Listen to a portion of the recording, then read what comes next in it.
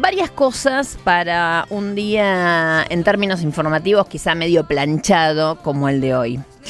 Primero y principal, de más está decir que, y más allá de que es argentino, la salud del Papa es algo preocupante en un momento como este, porque ustedes saben muy bien el tipo de papado que ejerció Bergoglio en estos años.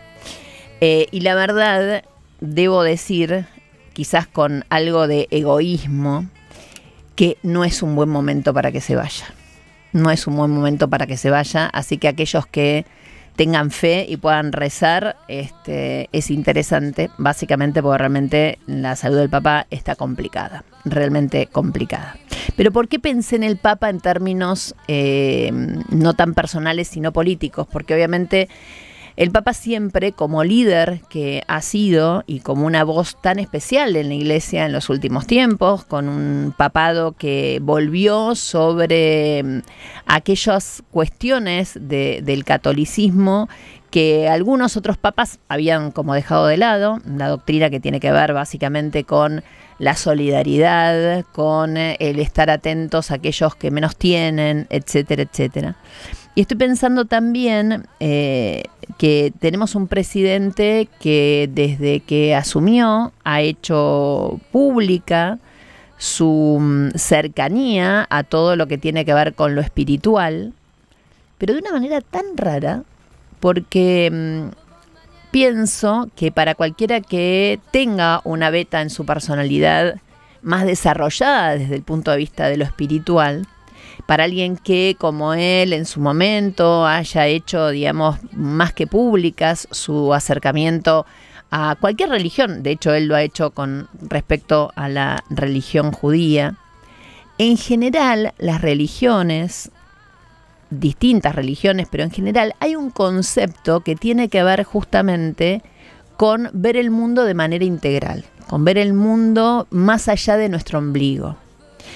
Yo no soy religiosa, yo no soy practicante ni creyente, pero debo confesar que en lo personal me siento muy cristiana. Pero no es que me sienta cristiana por haber leído la Biblia, etcétera, etcétera, sino porque claramente muchas de las doctrinas de Jesús las comparto en términos ideológicos. Y justamente una de las cosas que más se machaca en términos cuando uno habla en general de la religión y de lo espiritual, tiene que ver con tener muy presente de manera casi cotidiana al otro. Y si hay algo que horada la actualidad de la Argentina, es justamente esta percepción que la tuvimos también, yo como generación lo viví de manera muy fuerte en los 90, esta digamos, percepción de que el hoy es un momento muy individualista, de que el hoy es un momento en el cual uno mide lo que le pasa en función a lo que le pasa a uno y deja bastante de lado, ¿no?, el conjunto, por decirlo de alguna manera.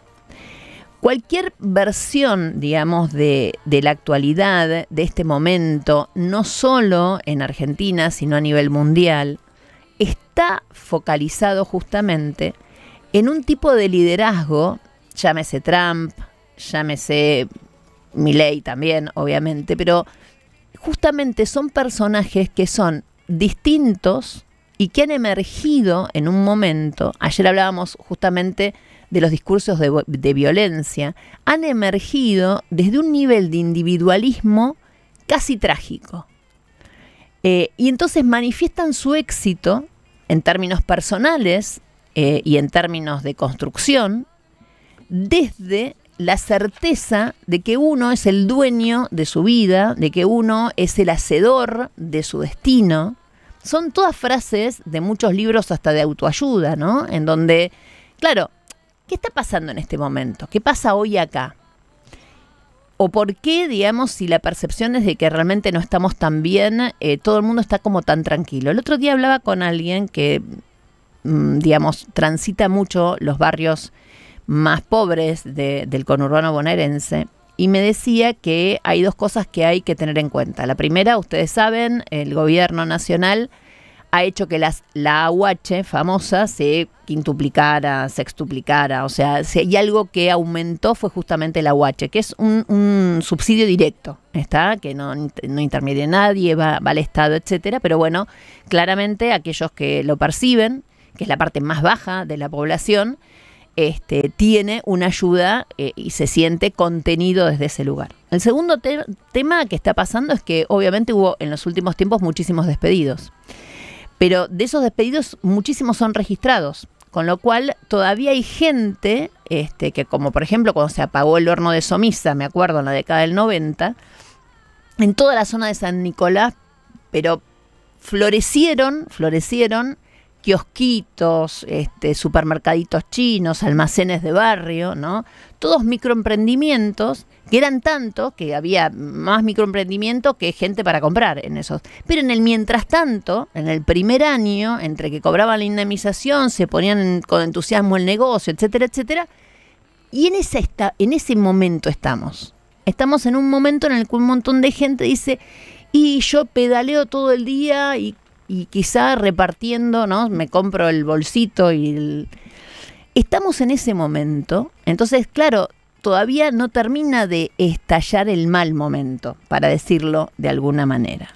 Pero nosotros que estamos, sobre todo los más grandes, que tuvimos experiencia en lo que son estas décadas, en este caso espero que no termine siendo una década, pero digo, en lo que son estos momentos de individualismo extremo, donde viene el liberalismo y te convence de que la única manera de que se sostenga esta paridad cambiaria es volverse a endeudar con el Fondo Monetario, como está proponiendo obviamente Milei, y entonces quedamos con una deuda imposible de pagar, pero bueno, es la manera, ¿no? Trump ayer, de hecho, ha hablado elogiosamente del presidente argentino. Parece que todo encamina hacia un nuevo acuerdo con el Fondo Monetario, que los únicos que pueden llegar a pararlo son los congresistas, y así todo el Congreso va a estar muy supeditado en este año electoral a los tejes y manejes, a la Banelco actual, para decirlo de alguna manera, o a la criptomoneda actual, porque quizás les pagan en libras, no sé,